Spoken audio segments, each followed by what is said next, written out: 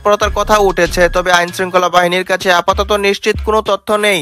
তারপরও সর্বাত্মক প্রস্তুতি নেওয়া হয়েছে। ডিএমপির অভিযানে কাজে লাগানোর জন্য বিশেষ টিম গঠন করা হয়েছে। পাশাপাশি প্রতিদিনই অনেক নেতাকর্মীকে গ্রেপ্তার করা হয়েছে। পুলিশের পাশাপাশি র্যাব, বিজিবি, সেনাবাহিনী ও অন্যান্য কর্তৃপক্ষ মাঠে থাকবে। সবাই সম্ভাব্য অপতৎপরতা প্রতিরোধে তৎপর। কিন্তু প্রশ্ন উঠতে পারে, তারা কেন 13 নভেম্বর এই সময়টি বেছে নিল?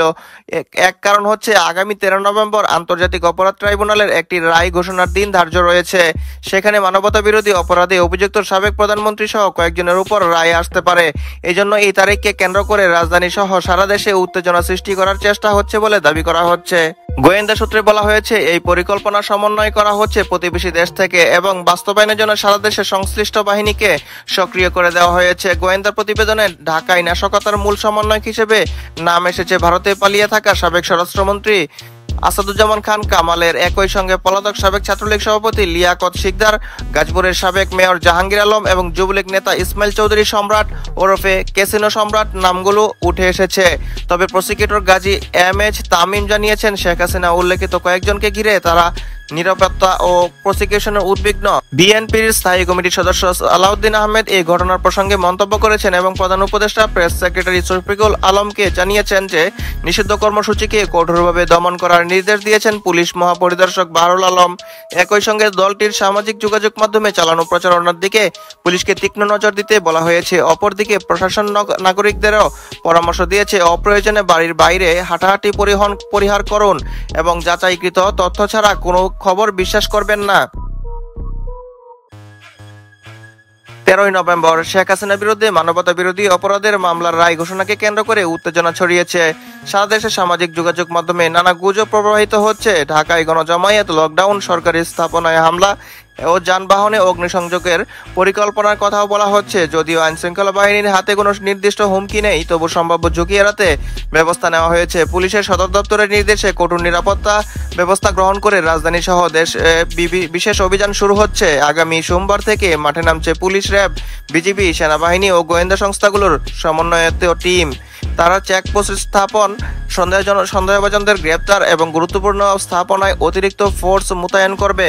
পুলিশের অতিরিক্ত আইজিপি খন্দকার রফিকুল ইসলাম বলেছেন, কোনো সুনির্দিষ্ট হুমকি না থাকলেও অপপ্রচার রোধে আমরা সতর্ক অবস্থানে আছি। পরিস্থিতি নিয়ন্ত্রণ রাখতে অভিযান জোরদার করা হবে। কয়েকটি সূত্র জানিয়েছে, সম্ভাব্য বিশৃঙ্খলাকারীদের একটি তালিকা তৈরি করা হয়েছে। ইতিমধ্যে বেশ কিছু গ্রেপ্তারের খবরও পাওয়া গেছে।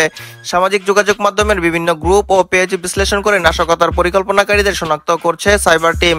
র্যাবের আইন ও গণমাধ্যম শাখার পরিচালক এম.জেড.এম.এ খান চৌধুরী জানিয়েছেন, সাইবার মনিটরিং টিম সম্পূর্ণ প্রস্তুত। সব মিলিয়ে রায় ঘোষণার আগেই রাজধানী ও সারা দেশে কড়া নজরদারি নিশ্চিত করতে সরকার।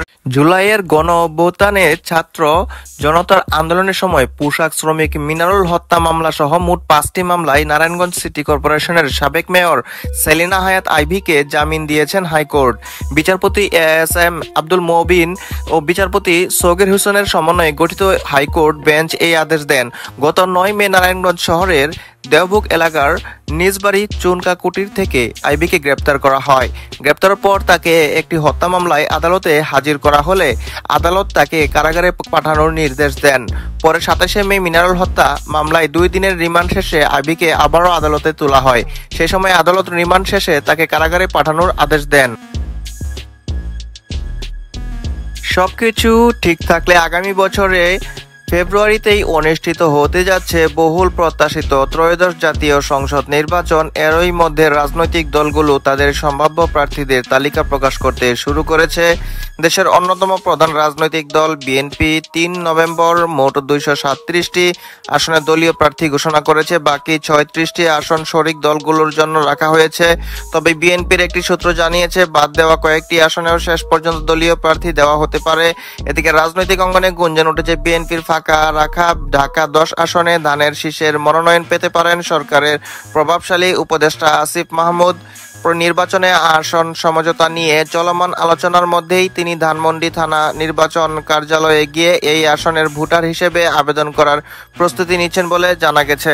ঢাকা 10 নির্বাচনী আসনটি ধানমন্ডি, নিউ মার্কেট, কলাবাগান ও হাজারীবাগ থানা নিয়ে গঠিত। বিএনপি এখনো এই আসনে প্রার্থী ঘোষণা করেনি, তবে জামায়াতে ইসলামী ইতিমধ্যে একই আসনে প্রার্থী ঘোষণা করেছে। তাদের প্রার্থী হচ্ছেন সুপ্রিম কোর্টের আইনজীবী জসিমউদ্দিন সরকার। এর আগে মুরাদনগর উপজেলা নিয়ে গঠিত কুমিল্লার 3 আসনের একজন ভোটার ছিলেন উপদেষ্টা আসিফ মাহমুদ। তখনও শোনা যাচ্ছিল তিনি ওই আসনে থেকে নির্বাচনে অংশ নিতে পারেন। তবে